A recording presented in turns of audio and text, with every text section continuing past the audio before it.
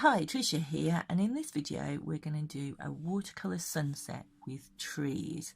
You can do your own colours, whatever you want to use in here. I've used slightly different colours in each of these paintings, so let's get started.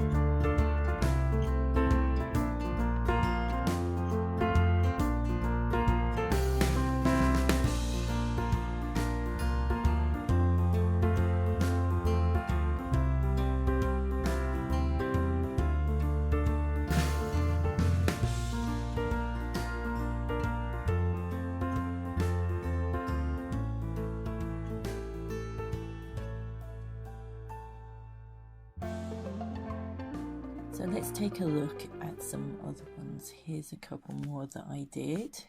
There we go. And you can see lots of different colour choices. Do share them with me on my student chat room. I'd love to see your work.